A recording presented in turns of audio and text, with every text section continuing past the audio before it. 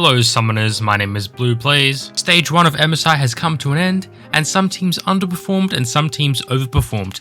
Let's have a look into that before we go into the Rumble stage. So the easiest thing to do is compare our predictions to the results of groups, and as we can see there's one team that stands out in particular, and that's Pentanet.gg. They were able to capitalize on UOL's underperformance, and even though RNG dominated that group, they were able to make it out at second spot over UOL in a really close tiebreaker. Unicorns of Love definitely looked quite weak this year, and hopefully we do see them in a better form if they do make it to Worlds this year. And Pentanet.gg looked much better than we may have expected. They slowly warmed up as the groups progressed, and towards the end they started to look really good with some signature picks such as Zed, and they also showed some really flexible champ pools. And besides that, everything went as close to expected, besides what would look like Damwon Kia underperforming or maybe not showing their all as it is only the group stage. We will have to wait and see until they play next, but at the moment their form does not look like top 1 team at MSI this year, which is a little bit of a concern if you are a fan of Damwon and the LCK. But overall our predictions were quite accurate and nothing out of the ordinary. So let's move into the Rumble stage, which teams will make it out and which teams will not, based off what we've seen so far. The meta does read quite snowbally right now with a large variety of champions. It will benefit teams with larger champion pools, and that can snowball really early. So there are some teams that this benefits specifically, which could improve their odds in the Rumble stage. I don't think much more needs to be said, but let's get straight into the number 1 team. That is going to be RNG. Not only did this team not drop a single game in their groups, but every single one of their games was absolutely dominating. You could summarize this to be that the enemy teams were weaker than some of the other groups, therefore less competition and easier games. But I think a tweet from Pentanet.gg really does sum this up quite nicely. Now this tweet does have a meme-esque vibe to it, as can be expected from the OC team, but let's get into it anyway. It says, "After my conferences this afternoon at Harvard, Yale and MIT, my colleagues and I have come to the conclusion that RNG is officially better than Damwon Kia.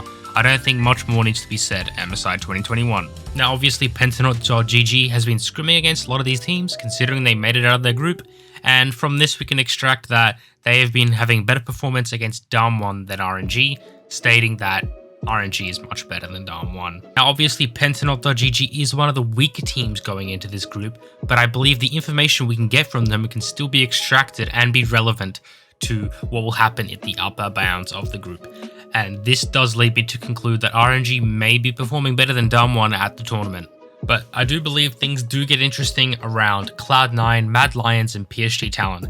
I believe all of these teams could easily take games off of each other freely, and it'll be really close to which 2 of the 3 would make it out of the group. Cloud9 did start to show some more improvement as the MSI progressed, and they started to look much better towards the second half of their group, while as Mad Lions has showed some pretty consistent performance out of their group. PSG Talon being more of a wild card, but they're also a very, very good team, obviously showing some close games against Mad Lions, and I believe that after those practice games they can easily show some potential against them again, and Cloud9. Now they do have the disadvantage that they have Doggo as their AD carry instead of their main AD carry, but that shouldn't form too much of an issue because they've already had quite a lot of practice with their new ADC for the tournament, and their aggressive playstyle really does match the current meta. Now this does leave Damwon Kia most likely coming in the second place, and I do believe this is related to the meta as well.